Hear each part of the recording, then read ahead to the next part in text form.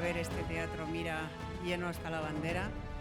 Es un orgullo. Como les decía ayer, yo allá donde voy presumo de mi pueblo y de mis vecinos y del interés que hay por la historia y por la literatura en Pozuelo, por el orgullo que es esta semana de novela histórica que consigue esta proeza de llenar un teatro de 600 personas para oír hablar de historia y nada más que de historia de España, eso sí, y eso es importante.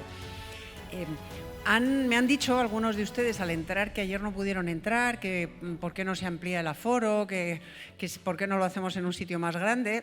Pues miren, no es por presumir, pero es que este es el sitio más grande que hay en Pozuelo, de momento, hasta que no construyan un palacio de congresos donde quepan 1000 personas, y ahí que nos iremos, si se puede, y nos deja el ayuntamiento, ahí que nos iremos, pero mientras tanto no se puede.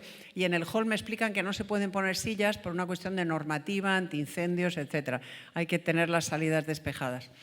De modo que yo les agradezco muchísimo su paciencia, el que vengan pronto para asegurarse de tener sitio y el que respalden con su presencia el esfuerzo que hacemos los escritores de Escritores con la Historia para venir a ofrecerles humildemente lo que es nuestra pasión, lo que es nuestro trabajo, lo que es nuestra humilde contribución a la divulgación de la historia de España a través de estas conferencias.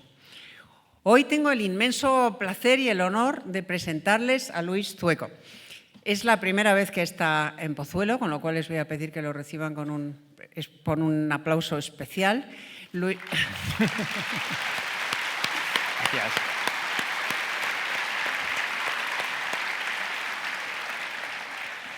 Luis es un extraordinario escritor, hace literatura medieval.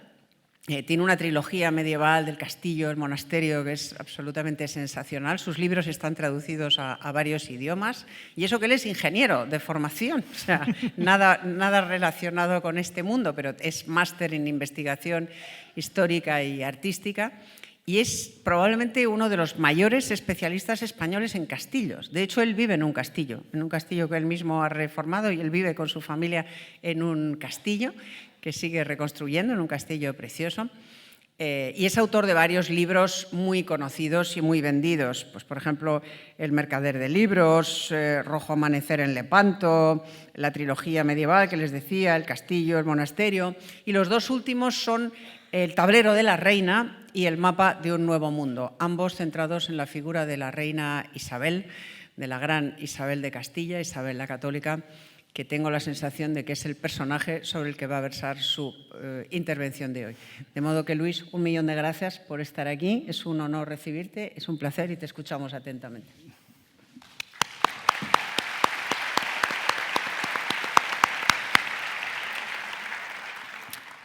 Buenas tardes, muchísimas gracias por asistir. La verdad es que es una maravilla, ¿no?, ver tanta gente para una charla sobre historia de España. Es algo que ojalá no estuviera en más sitios. Tienen aquí una joya, tenéis una joya en Pozuelo, así que muchísimas felicidades. Muchas gracias, por supuesto, a Isabel, una gran compañera, muy generosa, además, muy buena escritora. Muy contento de todos tus éxitos con esa Temeraria, ¿no?, con esa doña Urraca. Me hubiera gustado estar ayer, ¿eh? Me hubiera gustado estar ayer. No, nos habríamos peleado, que tú eres aragonés. Para defender un poquito a Alfonso, porque, hombre, pobre, ya imagino que estaría bueno, pero la próxima. La verdad es que muchísimas gracias pues, por supuesto, a las instituciones de Pozuelo, ¿no?, por este ciclo, que es, yo creo que una envidia y algo que ojalá no se hiciera en más lugares. Yo soy de Zaragoza, además he venido con mi familia y estamos muy contentos de este recibimiento, ¿no?, y poder estar con ustedes esta tarde. Yo vengo a hablar de Isabel la Católica, un personaje que quizás ustedes piensan que saben mucho sobre él. Es una reina compleja, es una reina con un reinado apasionante. Es una de las mujeres más importantes de la historia, no solo de España, sino de la historia de la humanidad. Es un personaje que tiene diferentes fases, yo se las intentaré explicar ahora, y sobre todo es un personaje que es la clave del final de la Edad Media y el inicio de la Edad Moderna. Tenemos un personaje clave, tenemos una gobernante, quizás la mejor gobernante que ha habido en Castilla, justo en el momento esencial. En el momento en el que Castilla y Aragón se van a unir y van a cambiar la política no solo de la península, si solo hubiera sido de la península, bueno, ahí se hubiera quedado la cosa, va a cambiar la política europea, que ya de por sí es algo importante, pero es que van a cambiar la política mundial. Lo que va a ocurrir es que se va a iniciar un mundo nuevo, ¿no? Que es lo que vengo yo a explicarles, pero vamos a ir poquito a poco, porque lo primero que tenemos que tener en cuenta con Isabel de Castilla, es que Isabel nunca tenía que haber sido reina. Esto es muy importante. Isabel no era la heredera al trono de Castilla. Cuando su hermano, Alfonso, un personaje también muy poco conocido, se levanta en armas contra su hermanastro Enrique IV de Castilla, la situación en Castilla es compleja, no es una buena situación. Tampoco la de Aragón. Los reinos peninsulares están en una situación bastante crítica de crisis, de enfrentamientos con la nobleza. Estamos en la Edad Media. Los reyes medievales, sobre todo de la época bajo medieval, no tienen un poder autoritario centralizado como quizás tengamos en mente. No pueden hacer lo que quieran, para que ustedes comprendan. Están muy supeditados a la nobleza, muy supeditados. Y los Trastámara siempre habían estado supeditados a la nobleza. Ese era el gran mal que arrastraban, ¿no? Hasta que aparece esta mujer. Una mujer que, les digo, nunca tenía que haber sido reina ni princesa. Lo más lógico es que lo hubieran intentado casar y alejarla lo máximo posible de Castilla para que no hubiera provocado ningún tipo de levantamiento.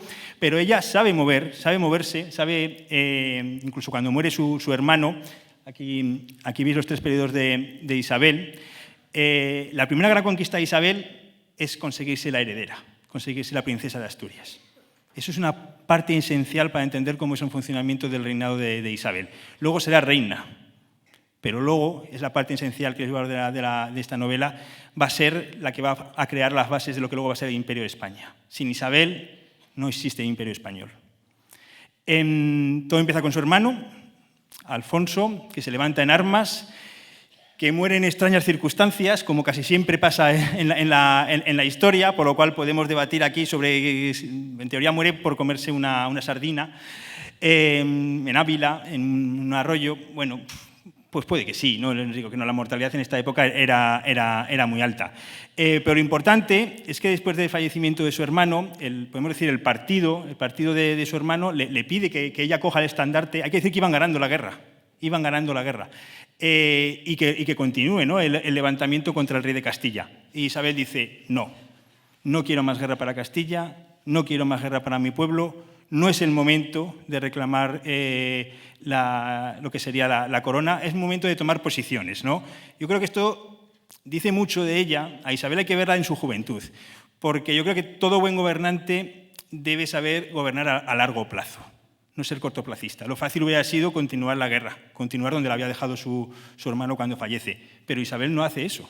Isabel intenta llegar a un acuerdo beneficioso para Castilla, pero también beneficioso para ella, ¿no? Intenta posicionarse, consiguiendo que la nombren heredera a la corona. Que es verdad que luego ese documento no se va a respetar, pero está firmado. Y el rey ha firmado que ella es la heredera a Castilla. Y eso siempre lo va a poder defender ante Cortes y ante el pueblo de Castilla, que no es tonto, y va a llegar un momento en que sí la va a apoyar.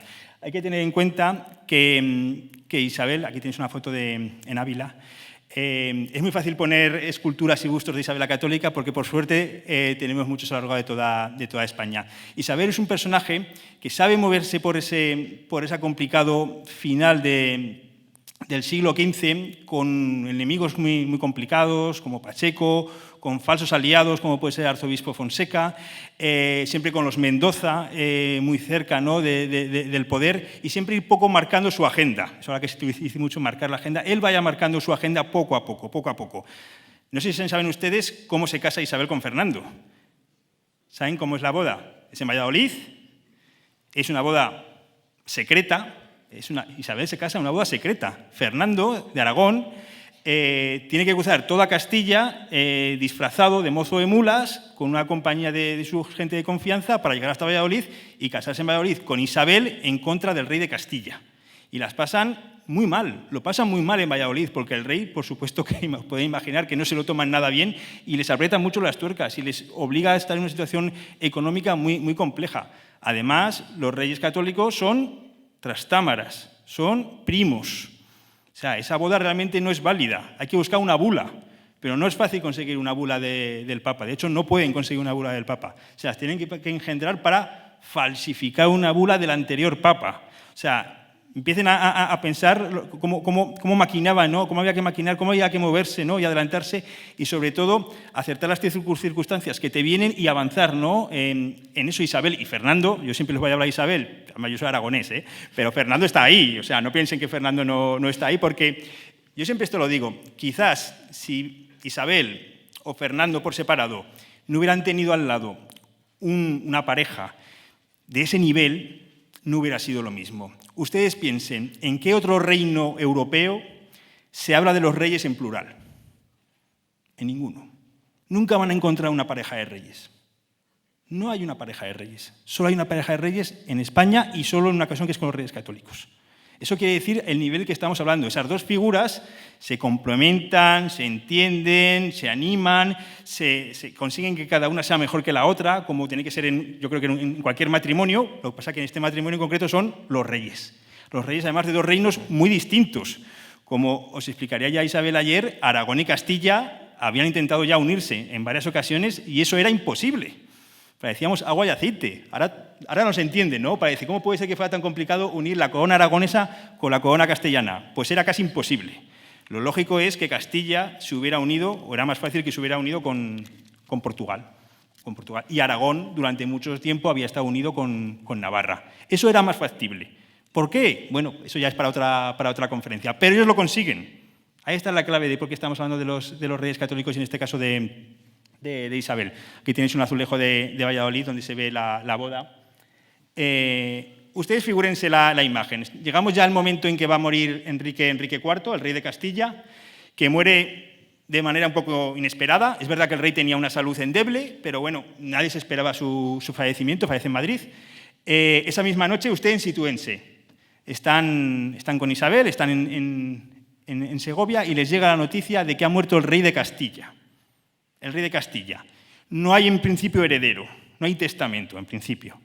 ¿Qué hacen ustedes esa misma noche? Ha muerto el rey, ¿eh? Ha muerto el rey, de forma inesperada. Eso es una crisis de gobierno que ríete tú de las de ahora. Eso sí que es una crisis. ¿Y qué decía hacer Isabel? O sea, pensar que toda la comitiva que está con Isabel se hace la misma pregunta, no sabemos qué hacer. ¿Y qué responde Isabel? No hay ninguna duda, mañana me corono yo reina de Castilla. Mañana, no pasado mañana, no, mañana. Claro, pero imagínense la situación, cualquiera de su comitiva que le dijo, Isabel, pero es que Fernando no está. Tu marido, estamos en el siglo XV, siglo XV, para que se sitúen. Tu marido no está, tu marido está en Cataluña luchando contra los franceses. O sea, ni está ni se le espera, quiero decir. No necesito a mi marido para ser reina de Castilla. Estamos hablando del siglo XV. De una mujer del siglo XV, de una reina del siglo XV. Esa es la mentalidad, el arrojo, la estrategia, como quieran llamarlo, para que decida ser reina de Castilla. Pero es que hace lo que tiene que hacer. Si hubiera dilatado eso en el tiempo, lo que hubiera provocado, que es verdad que luego hay una guerra, hubiera sido una guerra todavía peor, ¿no? Toma la decisión adecuada, una decisión valiente, difícil, por supuesto, pero es que reinar es difícil, obviamente. Nadie ha dicho que fuera a ser fácil, y menos en una situación como esa. Aquí tiene un mapa un poco de la situación de los reinos de España en ese momento, las dos coronas. Como ustedes saben, en el reinado de los reyes católicos, por un lado se conquista Granada, las Islas Canarias se terminan por fin también de anexión a corona de Castilla, y un poco después ocurrirá lo mismo con Navarra, ¿no? Y se configurará toda lo que es hoy básicamente España, ¿no? Eso es la parte central del reinado de Isabel, que la voy a pasar un poco por alto porque ustedes la conocen más. Yo les voy a ir a la realmente importante. Usted dirá, hombre, pero lo importante es la toma de Granada. Sí, pero hay algo también muy importante. ¿Qué es esto? ¿Ven lo que tienen aquí? Tienen a los hijos de Isabel y Fernando. Esto es lo realmente importante. Porque la jugada que hacen los reyes católicos con sus hijos, iba a decir, es digna de estudio, obviamente se ha estudiado, pero es increíble. O sea, el plan estratégico de alianzas matrimoniales, cómo utilizan a sus hijos para algo muy importante. Bueno, aquí tenéis toda la descendencia, cómo los van casando con el rey de Portugal. Fallece el que va a ser rey de Portugal, no te preocupes, te casas con el que va a ser rey de Portugal ahora. Muere una hija, no te preocupes, cogemos a nuestra otra hija María y la volvemos a casar con el rey de Portugal. ¿Nos sale mal el primer intento de juntar a Catalina con Arturo de Inglaterra? No pasa nada, a por Enrique. No, es así. Bueno, yo lo estoy explicando un poco rápido para que lo leáis, pero esta es la iniciativa. ¿Y por qué? ¿Cuál es el objetivo? Ahí tenéis el mapa de Europa. ¿Cuál es el objetivo de las alianzas matrimoniales de los Reyes Católicos? Tenéis el mapa delante. Yo no lo voy a decir. ¿Cuál es el objetivo? ¿Qué veis en el mapa? Ahí tenéis todos los aliados. ¿Quién está en medio? Francia. ¿Francia? ¿Hay algún francés? En medio está Francia, que es la potencia hegemónica, el Estados Unidos de la época. Nadie se puede hacer frente, Aragón y Castilla no pueden hacer frente a Francia por separado ni de lejos. Ese es el enemigo, Francia. Un enemigo terrible. Bueno, vale, pues nos vamos a aliar con todos los que rodean a Francia, con todos. Y la vamos a aislar y vamos a hacer que caiga Francia. Y lo mejor de todo es que lo consiguen. Pero eso a pesar de que el plan no sale perfectamente, porque ningún plan sale perfecto por muy bien que esté ideado. Nadie podía imaginar, habéis visto los hijos de los Reyes Católicos, 4 mujeres y un hombre, Juan, Trastámara y Trastámara. La unión de los Reyes Católicos es muy apasionante porque une las 2 ramas de los Trastámara. En Castilla iban gobernando unos 150 años, en Aragón poco más de 100, une las 2 ramas de los Trastámara en una sola, uniendo las 2 coronas, y por supuesto son Trastámara y Trastámara. Eso es perfecto con un pequeño problema, que no hay más Trastámara. Cuando muere Juan, el único hijo varón, se acaba la dinastía. Con Isabel y con Fernando se va a acabar la dinastía de los Trastámara. Esto no es tan normal. No ha habido tantas dinastías en la historia de España. Es un momento crucial. El plan no sale bien. El que tenía que haberlo heredado todo era Juan. Juan era la clave, la pieza de bóveda de todo el complejo, ¿no? Al que casan con Margarita. ¿Quién es Margarita? Margarita, la hija de Maximiliano de Austria, es una niña que en su juventud la habían prometido con el delfín, con el que iba a ser rey de Francia. No me acuerdo ahora, con 3 o 4 años la prometen. Y la mandan a Francia. Usted imagínense, prometer a una niña de unos 3 años, mandarla a Francia, con el que va a ser su futuro marido, hasta que tenga edad para casarse con él. Pasan 10 años y llega el momento de que el príncipe de Francia se tiene que casar con Margarita. ¿Qué creen que ocurre? Ya no quiere casarse con Margarita. Y la mandan de vuelta con su padre, con Maximiliano. Margarita va a ser la esposa de Juan. Además, es una doble boda. Los Reyes Católicos son muy listos. Hacen una doble boda. Y una de mis novelas, en el mapa de un mundo nuevo, la novela empieza con un viaje que es el viaje de llevar a Juana de Castilla, a Flandes para su boda. Se va a casar con Felipe el Hermoso. Vale, pero esa no es la boda importante, porque es una doble boda. Son 2 hermanos con 2 hermanos. Ese mismo viaje, que además paga España, va a traer a Margarita a España para casarla con Juan. Una boda doble entre hermanos para hacer una alianza no solo con Austria, sino con Flandes, sino con toda la Casa de Borgoña, que es clave en el sistema político de Isabel. Una alianza que no puede romper nadie. Estás casando a 2 hermanos con 2 hermanos. Pero muere Juan. Falla el primer eslabón. ¿Cuál es el segundo eslabón? Isabel, la primogénita de Isabel, su primera hija, casada con el que iba a ser rey de Portugal y luego vuelta a casar con el siguiente. Tiene un hijo, además en Zaragoza. Su hijo Miguel de la Paz nace en Zaragoza. Miguel de la Paz, ojo, ya no solo es que fuera a recibir la corona de Castilla y la corona de Aragón, sino que también iba a recibir la corona de Portugal. Por eso se llama Miguel de la Paz. Por fin, la unión ibérica, peninsular, que ya veis que todavía nunca se ha conseguido, ¿no? Miguel era el elegido. El mismo día que da a luz, Isabel muere después del parto. Segundo hijo de los Reyes Católicos que fallece en unas circunstancias que no son normales. Porque usted dirá, bueno, pero es que la mortalidad en la Edad Media era alta. Sí, pero sobre todo en los hijos la mortalidad era alta en edades prematuras. Cuando ya se llegaba a cierta edad, esa mortalidad ya no era tan alta. O sea, quiero decir, es verdad que puedes tener 13, 14, esto es así, 15, 16 hijos, no estoy diciendo ninguna exageración, pero que llegarán a una edad adulta, a una edad casadera, para que entendáis, pues igual llegaban 3. Claro, pero si te llegan 5, lo que no es normal es que mueran 2 de una manera tan precaria. Eso no es normal, no es normal. Pero bueno, las circunstancias son así. ¿Pero cuál es el problema? Que entonces la corona va pasando. ¿Y ahora quién es la heredera? Juana. Eso no es el problema.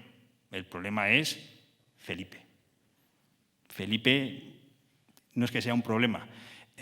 Toda la parte final del reinado de Isabel solo tiene una preocupación, que es Felipe, su yerno. Eso seguro que alguno me entiende. El yerno no le sale bien. Felipe, que también morirá en extrañas circunstancias, ¿sabéis cómo muere Felipe en teoría? Sí. Por esto. Digo, no sé, está fría. Bueno, esta no está muy fría, en teoría, no creo que pase nada. Menos mal, suena mal fatal decirlo, pero menos mal que se murió Felipe. Sí, con ayudita igual. Fernando estaba cerca, y de esto sabía, pero menos mal porque lo que se avecinaba era una guerra terrible, tal cual. ¿Por qué? Os lo explico. Cuando Isabel está en su lecho de muerte, le hace prometer a Fernando que no se vuelva a casar. Y Fernando le dice que, por supuesto, Isabel, no, como sabéis, a los meses ya está buscando con quién casarse. Claro, y eso se ha tomado a veces como que quería separar a Aragón de Castilla. No, esa no es la motivación. La motivación es que ve que se acerca Felipe. Fernando en Castilla no puede oponerse a Felipe porque la reina de Castilla es Juana, Juana I de Castilla. Que no se nos olvide nunca que Juana es reina y Felipe también. O sea, Juana I de Castilla. Es su hija, él no puede hacer nada en Castilla, pero que no le toque en Aragón. Él es el rey de Aragón. Entonces se retira a Aragón y lo que dice, bueno, es que lo que nunca va a pasar, vosotros pensáis que el enemigo mortal de Aragón era Francia, desde siempre. O sea Fernando, solo de pensar, yo creo que Fernando, que va a haber a un aliado de Francia sentado en el trono de Aragón, yo me lo imagino que no dormiría en noches, ¿no? Entonces dice, eso no va a suceder nunca. ¿Y qué tengo que hacer? Pues desgraciadamente me tengo que volver a casar y tengo que tener un heredero para poder poner a salvo la corona aragonesa. Pero eso no quiere decir que la quería separar de Castilla porque sí, no, lo que quería era ponerla a salvo de Felipe. Ese era el peligro. Y lo que os digo, si Felipe no hubiera fallecido, se avecinaba una guerra terrible, porque Felipe también quería el trono de Aragón. Pero bueno, eso es para otra película. Lo que os quería decir es que van saliendo mal, van cayéndose pilares esenciales del proyecto político de los Reyes Católicos y de Isabel. Y aún así sale bien. Es verdad que no sale en la primera generación, en la de sus hijos, pero al final, ¿quién termina siendo el emperador? Carlos. ¿Quién termina dominando el mundo? Carlos y Felipe. Claro. No sale bien a la primera, pero como el plan es tan bueno, consigue incluso superar una generación y que sea la segunda y la tercera generación, porque hay que recordar que luego Felipe II es rey de Portugal. Todo viene de aquí. Todo viene de aquí. A veces las cosas no salen bien a la primera, pero si las haces bien, eso tiene sus frutos, ¿no? Es un poco también lo que quería comentaros. Bueno, aquí tenéis imágenes de la toma de Granada. El ajedrez tengo que hablaros de él un momento porque aparece en la novela del tablero de la reina. El ajedrez. ¿Sabéis jugar al ajedrez? ¿Nunca os ha llamado la atención? El ajedrez es un juego muy antiguo. En el siglo XV es un juego que ya tendría 1000 años, pero fue evolucionando, fue cambiando de reglas y nosotros jugamos hoy en día al ajedrez del siglo XV, al ajedrez medieval, bajo medieval. ¿Nunca les ha llamado la atención que en un juego medieval la figura más poderosa sea la reina? ¿De verdad? ¿Necesitáis que os lo explique? Sí. Ya sé que suena, pero qué curioso, ¿no? ¿Y qué reina hay al final del siglo XV que tenga ese poder, ¿no? Que pueda inspirar un cambio en un juego milenario que se juega en todo el mundo? Tenemos los documentos. El documento más antiguo que se conserva está en Salamanca, el Tratado de Ajedrez con los movimientos modernos de la reina. Pero es que los otros dos anteriores, de los que tenemos conocimiento, pero que desgraciadamente se perdieron, son valencianos. Qué casualidad. Incluso la documentación lo basa, ¿no? Esa figura, ese cambio, hay teorías muy firmes que dicen que está basado en la reina, en Isabel. Imagínense lo que tiene que ser para la sociedad de la época ver que manda la reina. Eso es increíble, ¿no? Y puede provocar, por supuesto, un cambio en un juego como el ajedrez. Pero si queréis saber más, tenéis la novela del tablero de la reina. Bueno, el ajedrez fue muy importante. Solo como dato, el primer torneo internacional de ajedrez del mundo fue en el Escorial, con Felipe II. Y el primer campeón del mundo, podemos decir, internacional de ajedrez fue un español, de Extremadura, de Zafra. Vamos a la parte final del reinado. Este es el mundo. ¿Qué os parece el mundo en 1491? Es bonito, ¿no? ¿En qué aciertan? No voy a decir en qué fallan, porque sería un poco complicado. Pero bueno, para que os hagáis una idea, incluso veis que no está claro que se pueda circunvalar África, ¿eh? Ahí lo veis como que está incluso fuera de la esfera. No lo tenían claro, ¿eh? No se había dado la vuelta al cabo de Buena Esperanza, ¿eh? Todavía no se sabía. Este mapa se está cogido de Simancas, ¿de acuerdo? De Tordesillas, ¿no? De la casa que explica en el Tratado de Tordesillas. Este mapa es importante porque esto es el mundo justo después del descubrimiento de América. ¿Dónde está América? No está, ¿no? Pero lo importante es, ya sale la Española, ya sale en alguna isla, pero mirad dónde está Cuba. Cuba es una península. Y Japón está a lo de Cuba. Ahí tenéis la marca del Tratado de Tordesillas. ¿Por qué os pongo esto?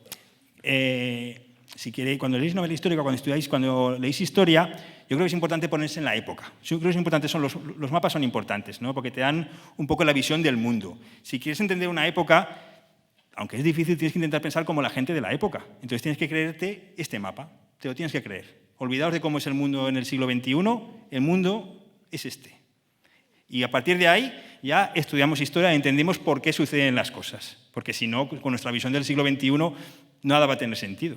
Nada. Pero si vemos que Europa está bastante cerca de China, que además tenemos unas islas intermedias que no sabemos quién las ha visitado, pero que obviamente no existen, entendemos por qué se plantean estos viajes. Porque pueden ser posibles, pero América no está ni se la espera. Aquí os pongo, porque hay un mapa, a mí me gustan mucho los mapas, aquí tenéis información de un mapa, pero os lo paso rápido porque quiero que lo veáis, este mapa, que es una recreación súper bonita. Esto podéis entrar en internet y cogéis y te mueves por la esfera terrestre del siglo XV. ¿De acuerdo? Por ejemplo, veis que hay un mar rojo. Claro, el mar rojo es rojo, ¿no?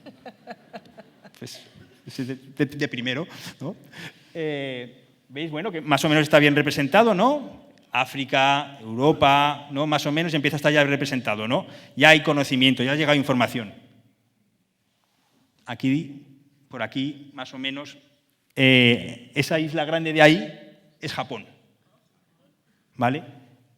China, bueno, pues bueno, por ahí está. Esta es la visión del mundo.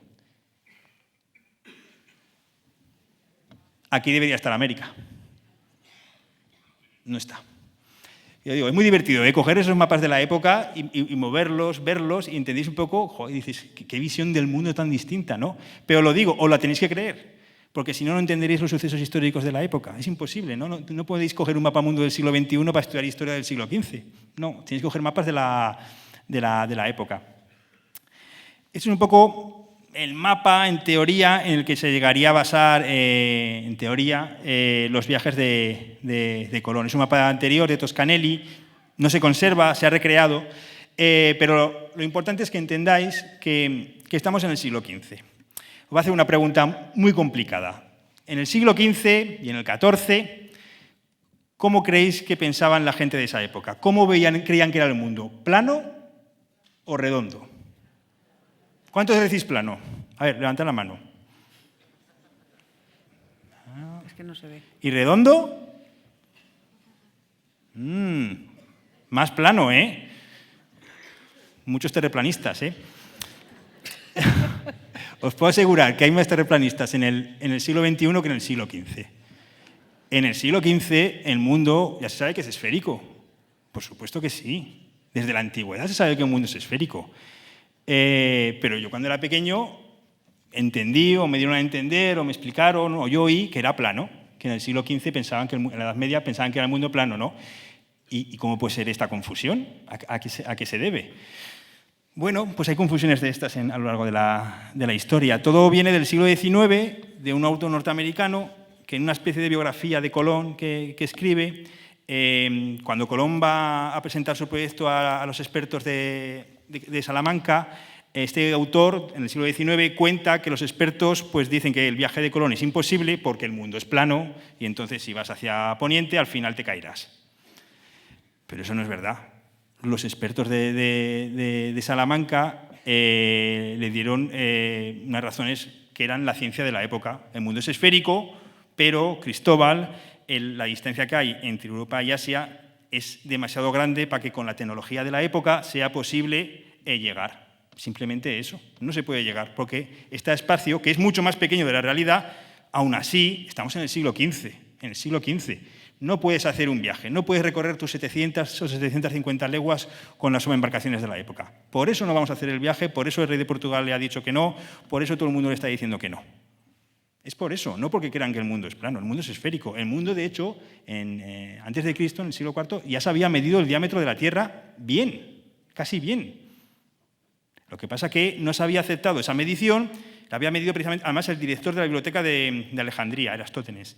Se tomó una medición posterior, Erastótenes más o menos calculó en 42.000 kilómetros, se tomó otra de 28.000 kilómetros, por lo tanto, la clave para entender el siglo XV es que, aunque creen que el mundo es redondo, repito, el mundo es redondo, pero creen que es mucho más pequeño que el real, mucho más pequeño. Por eso les cuesta tanto entender que han llegado a América, porque no les cabe. No cabe. O sea, América es inmenso. ¿Os habéis dado cuenta lo grande que es América?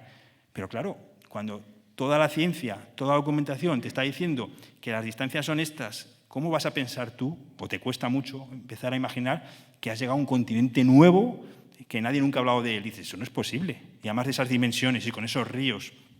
Por eso les cuesta llegar a la conclusión. Tampoco les cuesta tanto, ¿eh? Luego os enseñaré alguna imagen. Pero eso es la clave, ¿no? Y a Colón le dicen que no, porque incluso siendo el mundo más pequeño, incluso Colón falsea un poco los datos, hace que haya menos agua, hace que China sea un poco más grande. Vosotros pensáis que en el siglo XV hablan de China y nadie ha estado en China. Nadie. Los romanos tampoco llegaron a China, que tenían conocimientos a través de comerciantes que comerciaban con otros que comerciaban con chinos, que llegaron a un punto intermedio por la zona del Himalaya, pero no habían llegado a China. No se sabía lo grande que era China. Pero todo se basaba en China. Veis que el mundo no ha cambiado tampoco tanto. El viaje de Colón, los viajes del Cano, todos estos viajes, los primeros viajes, no son viajes de descubrimiento, no son viajes de conquista, son viajes comerciales. Lo que quieren abrir son rutas comerciales. ¿Por qué? Muy sencillo, ha caído Constantinopla, 1453, y ha colapsado el comercio. El comercio en esta época ya genera muchísimo dinero. Estamos en una época en el siglo XV donde la gente ya puede ganar dinero con el comercio y progresar en la vida y vivir mejor y hacerse ricos, ¿por qué no decirlo? El comercio ya funciona. No vamos a decir que es una sociedad capitalista, pero sí hay ya muchos brotes de capitalismo, ya hay banqueros, ya hay préstamos, ya se hacen proyectos, ya se busca financiación. Son las rutas comerciales las que mueven el mundo. Y los productos más caros, ahora ya no son los más baratos, pero antes eran los más baratos, los que venían de China, los productos más caros vienen todos de China o a través de China. Hay que llegar a China.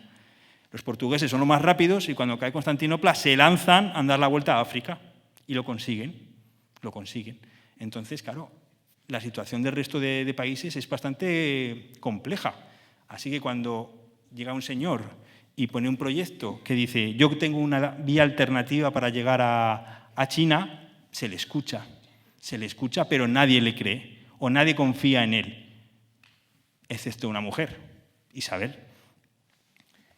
Bueno, aquí tenéis el mapa de Juan de la Cosa, es un mapa de 1501, está en Madrid, en el Museo Naval, espectacular, si lo vais a visitar. Mirar con qué detalle ya se conocía América. Pero estamos en 1501. No saben, en teoría, no saben que es un continente.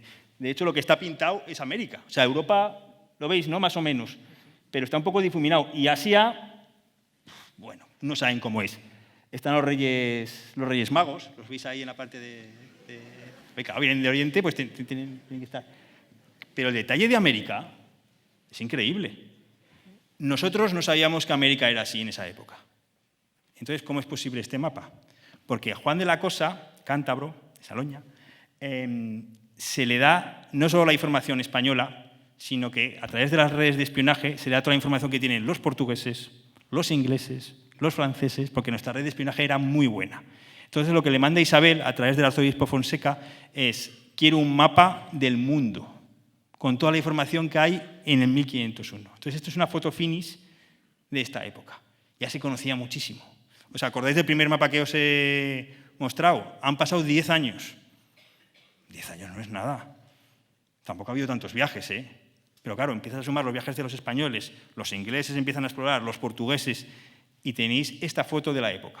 Ya estamos en 1501. Ya están a punto de saber, pero tiene detalles, ¿eh? Si os fijáis, no vemos la costa oeste de América. No saben cómo es. Todavía no han visto el Pacífico.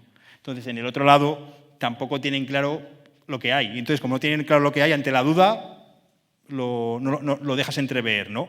Y veis que hay un santo allí, en Centroamérica.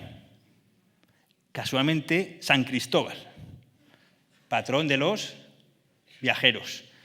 Cristóbal Colón, qué casualidad, también, daos cuenta de qué detalle. ¿Y por qué se pone a San Cristóbal ahí? Porque están buscando el paso y creen que está ahí, creen que está en centro, y no iban mal, porque como sabéis, Colón entró por donde iría luego el canal de Panamá. O sea, tenían muy buen ojo, sabían lo que estaban haciendo, están buscando un paso por el lugar donde tendría que estar el paso, pero no hay paso, o no había en esa época, se hizo luego la mano del hombre, ¿no? ¿Por qué os lo digo esto? Pues por poner en valor que el final del 15 y principio del 16, los conocimientos, la evolución de la ciencia, ha abarcado ya mucho. La Edad Media no es una época oscura, no se confundan. Eso es otro mito, como lo de que el mundo era plano, que viene un poco a unirse a lo mismo, ¿no? Saben lo que hacen y sobre todo Isabel. Os he puesto este detalle ya para terminar, que me parece muy curioso que este sello, ¿no?, que salen los Reyes Católicos, pues mira, ahí tenéis, ¿no? Es la primera mujer en aparecer. Claro, hay que entender que en esta época, en el reinado de los Reyes Católicos, lo importante no es América. Obviamente diréis, ¿cómo no va a ser lo importante América? Es que no saben que están en América. Lo importante es Europa. Lo importante es el mapa que os he enseñado de Francia rodeado por todos los territorios aliados con España. Eso es lo importante. El plan de los Reyes Católicos es ser la potencia dominadora de Europa. Ese es el proyecto. Ahí es donde dan todo lo que hay que dar. América es otro proyecto que no lo van a explotar ellos, ¿no? Entonces, claro, no saben realmente lo que está sucediendo en América. Empieza a llegar información, pero en esta época América es deficitaria. O sea, América no te aporta nada. A los Reyes Católicos no le aporta oro, no le aporta beneficios. Al contrario, le aporta gastos y hombres. Vosotros sabéis que en el primer viaje de Colón cuesta mucho conseguir una tripulación que se quiera montar en las carabelas. ¿Habéis visto las réplicas de las carabelas en Huelva o en Bayona? ¿Os montaríais en ellas para cruzar el Atlántico incluso ahora, sabiendo la dirección? Yo no lo haría. Entonces, ¿quién se va a montar en ese viaje? Cuesta mucho ese viaje, ¿no? Aún así, todo sale bien, ¿no? O todo o casi todo. Lo importante, como os decía, es Europa. Y Isabel lo que le pide a Colón es encontrar el paso. Por eso no interesa explorar el territorio, el continente, lo que importa es el paso, porque hay que llegar a China. Es que estamos con el proyecto inicial, hay que llegar a China. Hay que llegar allí, hay que conseguir sobre todo las especias, que sabéis que vienen de las Molucas, que es Indonesia, pero venían a través también de China, que es lo mismo que hace el Cano. El Cano no quiere dar la vuelta al mundo. Pobre hombre, y Magallanes la que se ve metido. Ellos quieren llegar a las Islas de las Especias y llegan. Pero claro, una vez que llegas, hay que volver. Y claro, el tornoviaje, el viaje de regreso, es dificilísimo. De hecho, España tardará 60 años en encontrar la ruta de regreso, lo que luego hará el galeón de Manila, para volver por el Pacífico. Hay que subir muy, muy, muy, muy arriba y dura unos 5 meses. hasta que llegas a la Baja California y a Acapulco.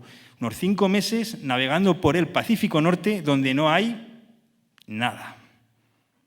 Es dificilísimo, por eso el Cano no tiene otra opción que dice, bueno, para volver a España, si no podemos volver hacia atrás, tendremos que ir hacia adelante y terminar dando la vuelta al mundo. Pero el objetivo no es dar la vuelta al mundo, el objetivo es abrir una ruta comercial, vuelvo a la ruta comercial, con China, ¿no? Con Oriente, con Asia, ¿no? Japón también era muy, muy importante. Claro, vosotros imaginar cuando llegan los españoles al Caribe, que es maravilloso, pero claro, dicen, bueno, ¿y las ciudades dónde están? ¿Dónde están los tejados de oro que había descrito Marco Polo? ¿Dónde estaban las riquezas? ¿Dónde estaba la seda? ¿Dónde estaban las especias? No, es muy bonito el Caribe, pero no hay ciudades, no hay riqueza, no hay comercio, no se puede explotar, ¿no? Y lo último que quería marcaros de los Reyes Católicos y de Isabel son datos. A mí me gustan mucho los datos. Siempre se habla mucho de Isabel. Bueno, imaginar lo adelantada que está Isabel para la época. 1503, Isabel ya le está diciendo a su gobernador de la Española que tiene que fomentar los matrimonios mixtos. 1503. O sea, nada más llegar, podemos decir, prácticamente, ¿no? Y Fernando lo ratifica en 1514, creo que es. 1503, mestizaje. Hay que fomentar los matrimonios mixtos, porque los indígenas, la gente de América, es vasalla de la corona de Castilla y son tan castellanos como vosotros. Y no hay más historia. Ahí tenéis la fecha. ¿Cuándo fueron totalmente legales los matrimonios interraciales en Estados Unidos? 464 años después. ¿Os dais cuenta? De hecho, los primeros matrimonios legales de mestizaje en Estados Unidos son en la Florida, cuando la Florida es española. Es que es una barbaridad, ¿eh? O sea, no estamos diciendo, oye, pues, no sé, 50 años, un siglo de diferencia. Estamos diciendo que más de casi 500 años después se tardó en Estados Unidos en que esa legislación que promueve especialmente Isabel, pero también Fernando, como veis luego, y que es muy distinto del mundo anglosajón. Claro, le digo, Isabel va a morir en el 4, o sea, está a punto de fallecer, ¿no? El tema americano, Isabel le coge ya en el final de su reinado, ¿no? Serán ya los reinados de Carlos y de Felipe donde ya vamos a ver realmente a América. Pero lo mismo, ella sienta las bases y no distingue entre sus territorios. Eso es lo importante también de la corona española, ¿no? A la hora de entender cómo es el siglo XVI y el siglo XVII. Y es importante que lo entendamos y creo que también en la actualidad. Pero estos reyes son reyes medievales, porque aquí ya estamos en la Edad Moderna, 1492 más o menos, pero Isabel y Fernando nacen en la Edad Media, son reyes medievales. La Edad Media, y vuelvo a reivindicarla, no es una época de oscuridad, es una época, para empezar, son 1000 años, en 1000 años pues, pasan muchas cosas en muchos territorios, en diferentes culturas, pero es una época donde también hay muchos logros que se nos ha intentado esconder. Y diréis, ¿y por qué? Pues y ya con esto termino. La Edad Media tiene bastante mala fama porque en el siglo XVI, a la gente del XVI, a la gente del Renacimiento, no les gusta la Edad Media. Tampoco le llamaban Edad Media en aquella época. No, porque ellos vuelven a la antigüedad, vuelven a Roma, vuelven a Grecia.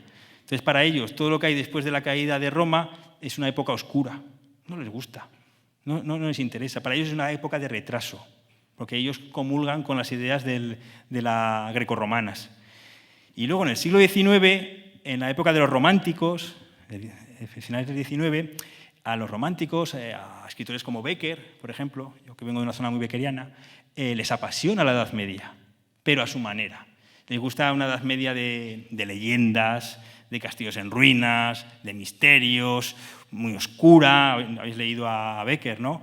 Entonces nos llega una imagen de la Edad Media negativa en el siglo XVI, pero que luego además los escritores del XIX le dan un cariz así como muy, pues eso, muy romántico, muy de misterio, muy oscura, ¿no? Y que es un poco la imagen que nos ha llegado hasta la actualidad. Entonces, por eso es muy importante la historia, por eso es muy importante leer, intentar entender los periodos históricos, precisamente para entender cómo es realmente la historia, que es compleja y hay que leer mucho, ¿no?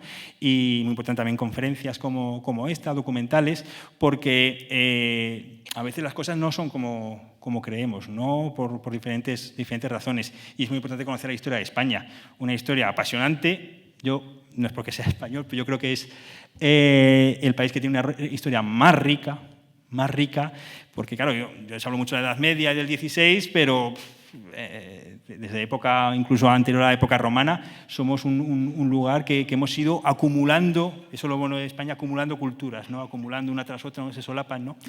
Y que además hemos dado grandes genios del arte, tenéis a Velázquez, tenéis a Goya, tenéis a Picasso, a Dalí, eso realmente yo creo que es único. Entonces, agradecerles su tiempo, espero que les haya gustado la conferencia sobre Isabel y muchísimas gracias.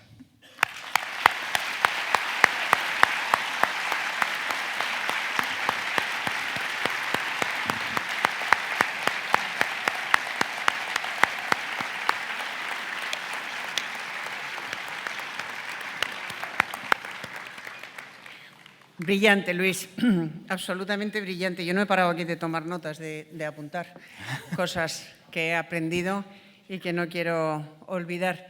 Seguro que hay un montón de preguntas por parte del público y mientras… Yo es que no veo nada, o sea que tienen que darme las luces y alguien tendrá que…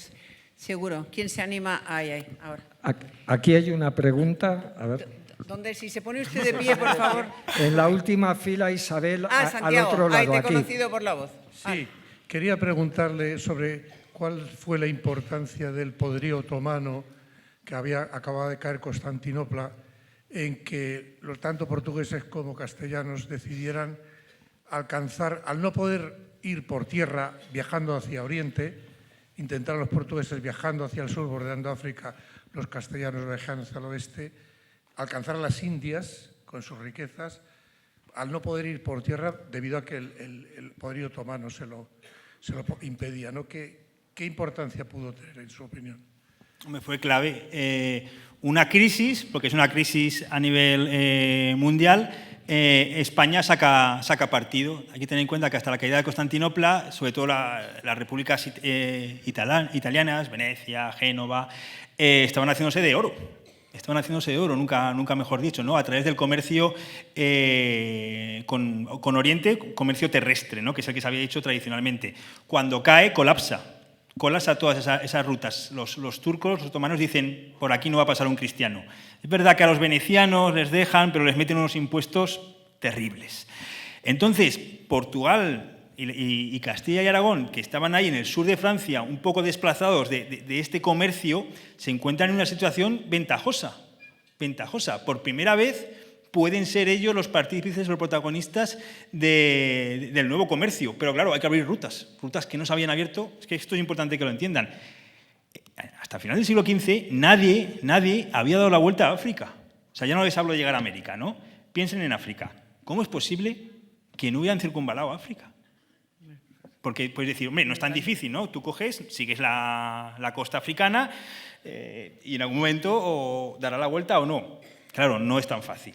¿Por qué? Pues porque cuando llegas más o menos al Golfo de Guinea, ya no puedes seguir la costa, te tienes que separar muchísimo de la costa hasta perderla de vista, entran ahí una serie de corrientes, en teoría te han dicho que si te metes mucho para el Atlántico, allí no hay nada, entonces da mucho miedo, y luego conseguir la corriente que te baja hasta el cabo, ahora es de Buena Esperanza, pero en aquella época era el cabo de las tormentas, o sea que ya pueden imaginar ustedes de la situación. Entonces, claro, es que no se había circunvalado África. ¿Cómo íbamos a llegar a América si no se había circunvalado África, ¿no? Pero bueno, a veces de las crisis también son épocas de oportunidades. Y es una época de oportunidad, primero para Portugal, que son los más rápidos, estaban mejor preparados, y luego para Castilla, y sacan un provecho tremendo. Si no hubiera caído Constantinopla, pues no hubiera habido esa necesidad. Entonces seguramente se hubiera tardado muchísimo más tiempo en llegar a América y circunvalar a África porque no había necesidad. Esto es como todo, ¿no? Eso en economía funciona muy bien, ¿no? Si no hay una necesidad, pero también en nuestro día a día, ¿no? A veces nos cuesta salir de nuestra, lo que se dice, zona de confort, ¿no? Si vives bien, ¿no? ¿Para qué te vas a complicar? No, pero es que puedes vivir mejor si haces esto. Es que yo estoy bien así. Ah, claro, cuando de repente tienes la necesidad, lo haces, ¿no? Y dices, ¿y por qué no lo había hecho antes, ¿no? Entonces, esencial, la caída de Constantinopla en 1453. Me ha interesado mucho, Luis, lo que has dicho de la relación entre Isabel y Fernando y que fueron los únicos reyes que recuerda la historia como tales, como pareja. Yo ayer hablaba de Urraca y Alfonso.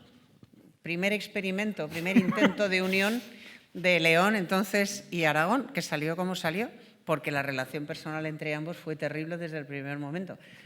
Fíjate, y comentaba yo la importancia de las relaciones humanas, la importancia de que de eso la historiografía se ocupa poco, ¿no? No habla de amor, no habla de deseo, no habla de atracción, habla muy poquito, pero luego al final, en los grandes proyectos políticos, esas relaciones personales son determinantes, sí. Son absolutamente determinantes.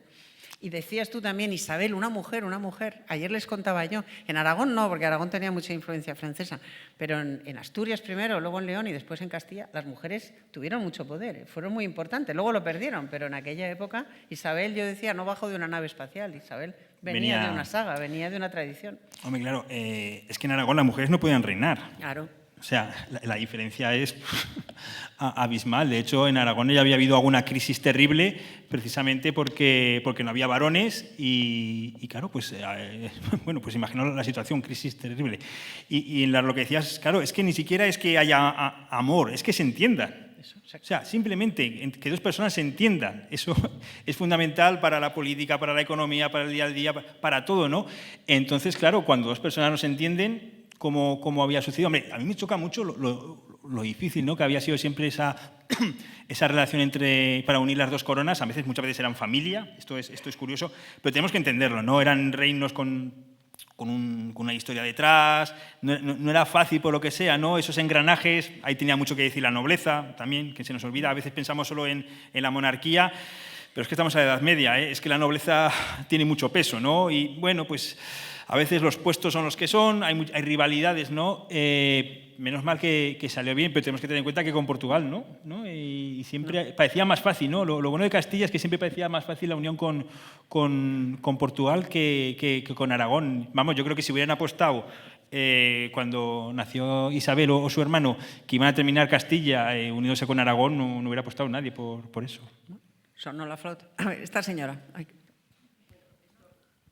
Aquí ahora le dan un micrófono, sí. Un segundito.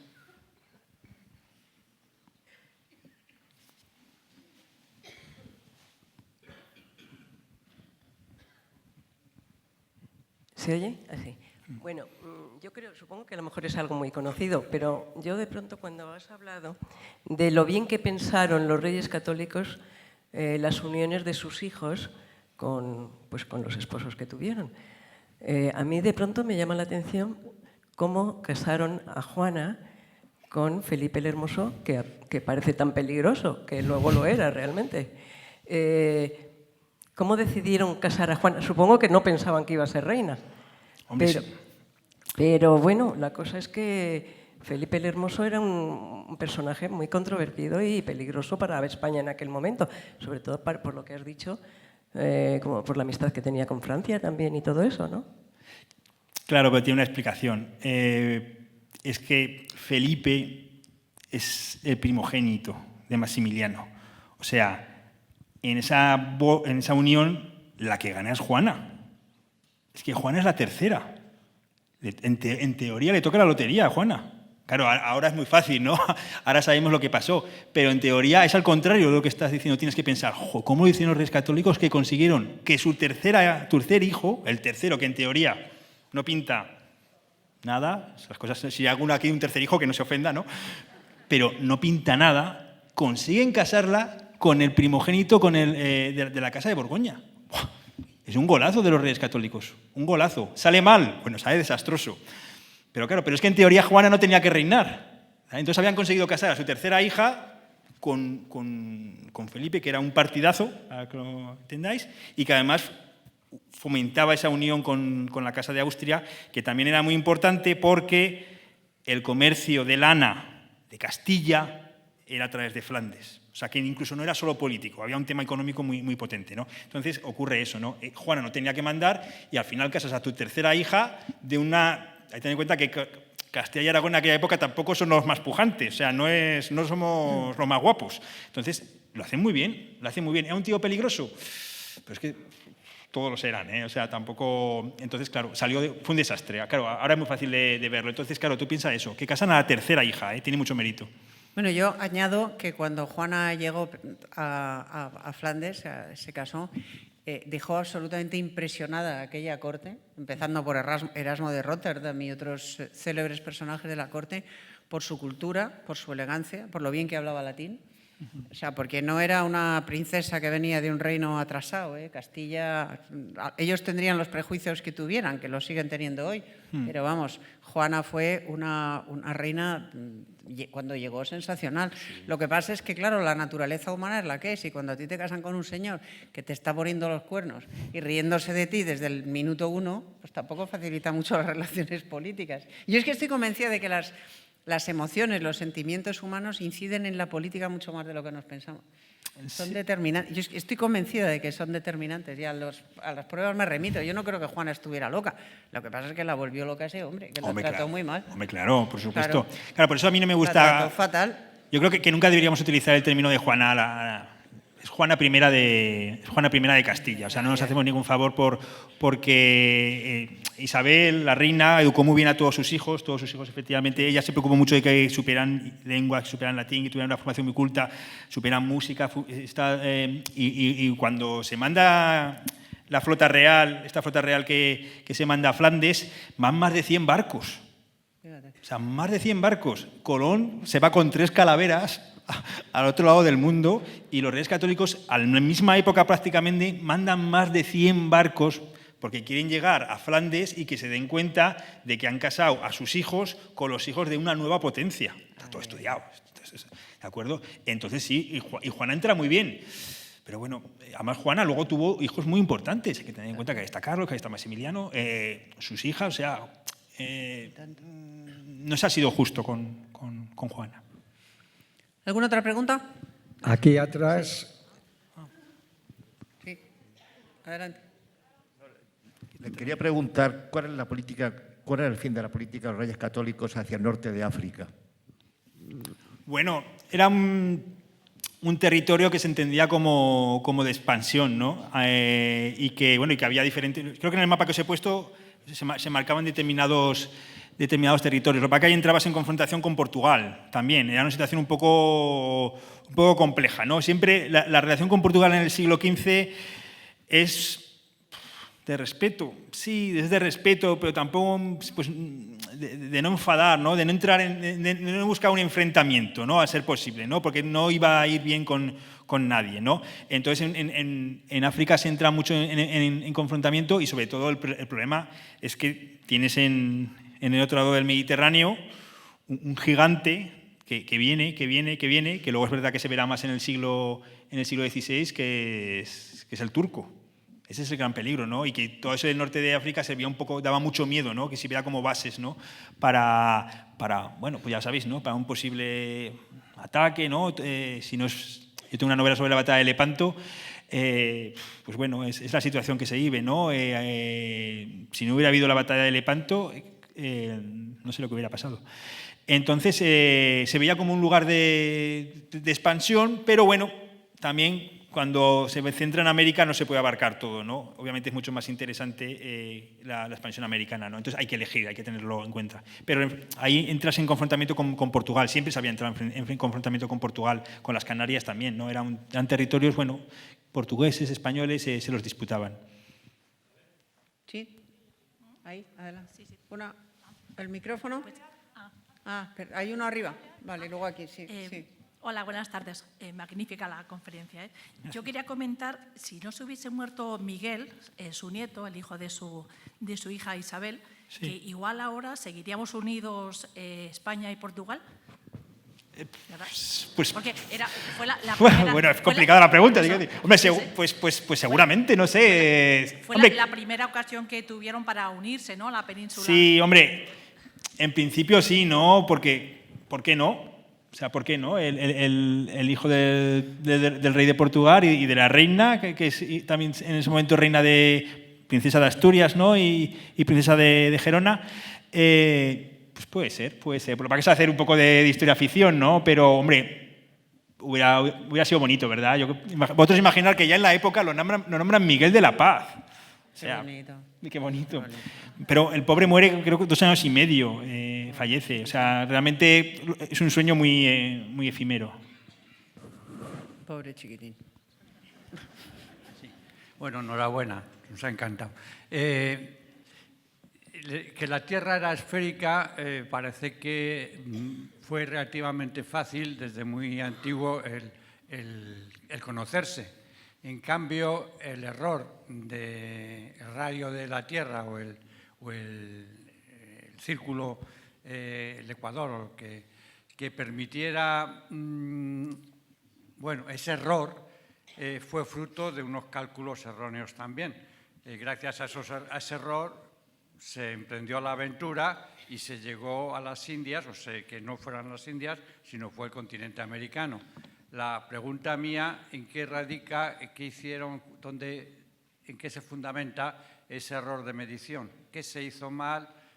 ¿Cómo midieron la distancia desde el continente europeo a las Indias? Bueno, la medición la hacen en Alejandría. Es curioso, la hacen con un palo. Se puede medir, ¿no? Tú tienes que medirla, tienes que ponerte. Tampoco fue perfecta, tienes que ponerte en el mismo meridiano, ¿no? Entonces tienes que medir la sombra a la misma hora del día, ¿no? Tienes que medir la sombra de un monolito, lo he llamado polo, pero bueno, un monolito, ¿no? Y tienes que coger el mismo meridiano, que tampoco en la época podían calcularlo, ¿no? Y ir a otro punto, medir la misma sombra al mismo día y luego la distancia, ¿no? Que tampoco la podían calcular de manera muy adecuada. O sea, la primera medición que hacen, la de Aristóteles, sale bien, pero también acumula como una serie de errores que se compensan de mediciones. Yo creo que se asustan. Se asustan, quiero decir, claro, es que entonces la Tierra es enorme. Claro, si la Tierra mide lo que realmente mide, que lo mide Aristóteles, es que es inmensa. Y claro, según también ciertos textos de la Biblia, pues había unas medidas de agua, de tierra, que Colón sabe manejar muy bien. Entonces yo creo que llega un momento que dicen, no puede ser tan grande. Luego hay otras confusiones, porque, por ejemplo, hay errores con las millas, porque las millas latinas, que son las herederas de las mismas romanas, tienen una medición y las millas árabes tienen otra. Entonces, en muchas mediciones, cuando se hacían las traducciones, se cometían errores de millas, porque se traducían sin tener en cuenta que eran las árabes, o viceversa, o textos antiguos se traducían a través del árabe y del árabe otra vez al latín, y se cometían errores. Entonces, claro, ¿cuándo se soluciona esto? Pues cuando se da la vuelta al mundo. Claro. Es que, claro, con los medios de la época, claro, quiero decir, es una locura que consiguieran acertar más o menos a la medición de la Tierra. Yo no me lo imagino, ¿no? O sea, creo que es el siglo III, siglo IV, sin moverte de tu casa prácticamente, mides el diámetro, o sea, dices que la Tierra es esférica, por supuesto, y mides el diámetro y más o menos aciertas. ¡Guau! Me parece increíble, pero se hace. Yo creo que dicen, no puede ser tan grande, es que es inmenso. Imaginaos, si ya les parecía grande entonces, si se hubieran sabido que era tan grande, claro, al pobre Colón no hubieran dejado hacer el viaje nunca. O sea, menos mal, ¿sabes?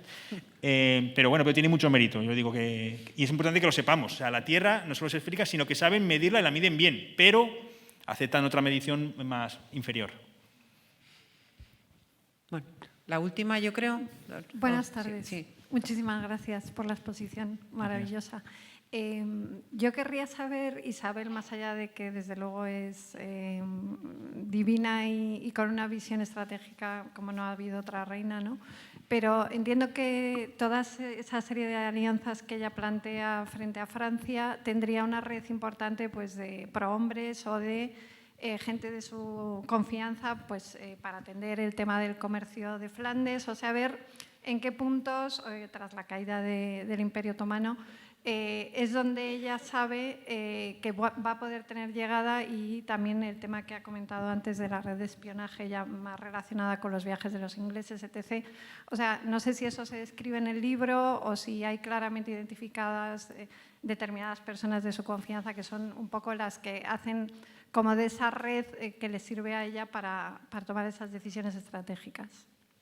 En el libro, en el segundo sobre todo, se centra más en la parte de los viajes de Colón. En el primero tienes más un poco de la estrategia político-militar podemos hacer. Claro, en la parte militar es clave Fernando, claro, es clave. Fernando es además un muy buen militar. Hay que tener en cuenta que Aragón estaba continuamente peleando en Italia, o sea que tenía todo ese bagaje. Tenemos el asedio a Málaga, que es de las primeras veces que la artillería es efectiva, ¿no? La conquista de Málaga es clave, porque se habla siempre de Granada, pero la clave realmente es Málaga. Es que caiga Málaga, que es el puerto. Que Granada no tiene puerto, el puerto es Málaga, la clave es Málaga, pero bueno, esto es historia, ¿no? Para que te hagas una idea de la importancia de Isabel y de sus... Yo creo que lo que me preguntas es hasta qué punto toma ya las decisiones, ¿no? Yo te puedo hablar sobre todo del caso de Colón, ¿no? Todo el mundo le decía que no. O sea, los expertos, Salamanca, los científicos de la época le dicen no es posible. Hay una segunda reunión, no es posible. Colón es muy listo y entonces dice, por la ciencia no puedo conseguirlo, entonces voy a intentarlo por la fe. Él se sabe muy bien, sobre todo con los franciscanos, con el confesor de la reina. Bueno, pero efectivamente Colón lo hace muy bien, va acercándose a ella. Hay que tener en cuenta que consigue hablar con la reina, Cristóbal Colón, que en teoría decimos que es genovés y que es el hijo de un tejedor. Todo está por discutir, según qué es. Pero si es el hijo de un tejedor, que conseguir hablar con la reina de Castilla tiene mucho mérito. Pero la que toma la decisión de apoyar a Colón es Isabel. Es Isabel contra todos. A Fernando Colón no le cae bien desde el principio. Fernando cala a Colón y dice, este tío no es de fiar. Pero claro, la reina de Castilla, vuelvo a decirte, es Isabel. La pregunta sería, ¿por qué Isabel confía en Cristóbal Colón? Claro, eso es muy complicado de entender. Yo doy mi hipótesis, o una de las hipótesis, tampoco es que yo siempre creo que no sabemos toda la información, pero la convence. Y ella, que es, como hemos dicho, una persona muy inteligente, también tiene un punto de aventurera. O sea, a Isabel le gusta, tiene intuición.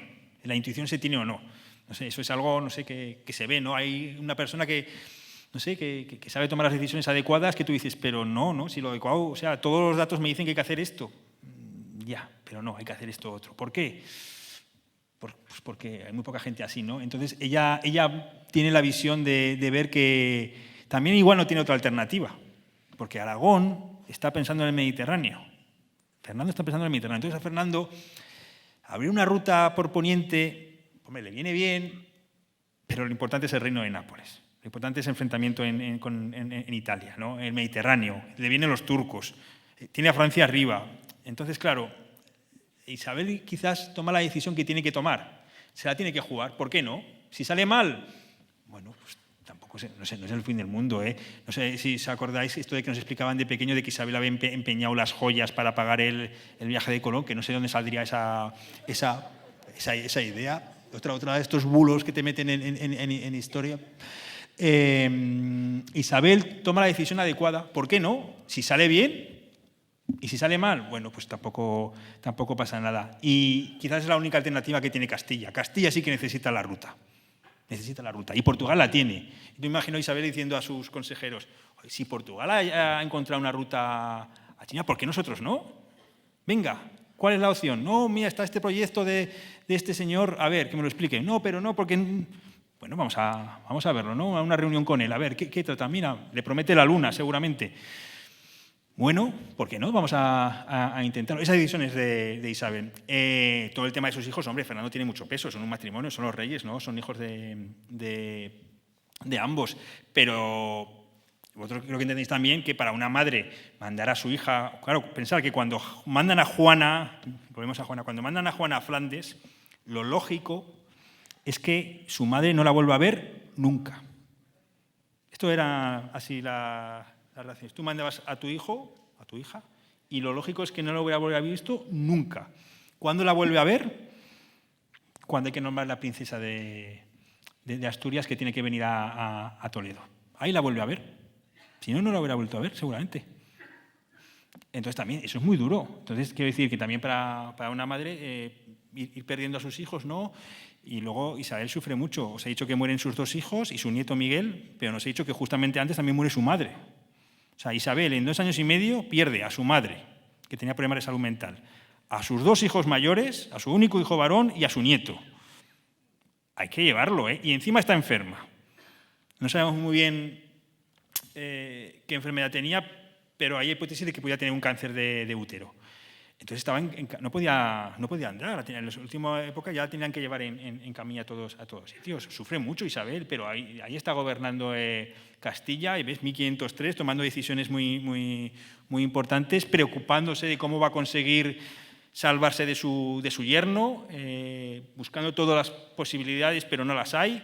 Incluso hay una escena también así que siempre se dice de Juana en el castillo de Medina del Campo, que su madre poco menos que la encierra y tal.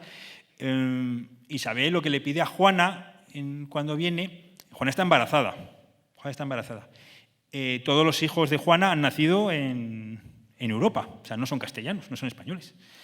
Isabel le pide que se quede, está súper embarazada, no sé si está de 7 meses, ahora no me acuerdo. Han venido, se les ha nombrado príncipes de Asturias aquí y de Gerona en Zaragoza, y le dicen: Juana, espera, tranquila, estás embarazada, hija, ten aquí a tu hijo y luego ya os volvéis. ¿Qué hace Felipe el Hermoso? Escopeteado. Además, pasa por Francia, porque no tiene ningún problema por pasar por Francia. Y consigue que Juana se quede. Juana se pone histérica porque se ha ido su marido, no sé qué, tal. Pero lo que consigue es que su nieto, Fernando, nazca creo que en Alcalá, ahora no me acuerdo, y sea castellano. Casualmente, ese nieto luego será el emperador del Sacro Imperio Romano. O sea, el nieto que nace en Castilla termina siendo emperador, y el que nace en Flandes, aunque lo sea luego, termina siendo rey de Castilla, ¿no? Casualidad. Entonces es una mujer que toma decisiones muy importantes, ¿no? Pero hombre, tiene que estar asesorado como cualquier gobernante de hoy en día, pero las decisiones importantes, como siempre, iba a decir que para eso le pagan, no le pagan, ¿no? Pero eso se lleva en la corona, ¿no? Las decisiones importantes las tiene que tomar ellas. Bueno, pues 1.000.000 de gracias, Luis. Ha sido un auténtico privilegio escucharte.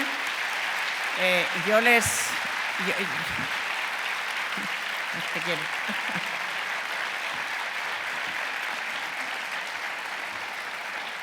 Yo les recomiendo vivamente que compren sus libros, que aprovechen para que él se los dedique. Si les gusta más la Edad Media, o sea, el castillo, el monasterio, etcétera. Si les gusta más las cuestiones relacionadas con lo que nos habla hoy, el tablero de la reina o el mapa de un nuevo mundo, aprovechen que está hoy aquí Luis y que se lo firmará encantado. Muchísimas gracias.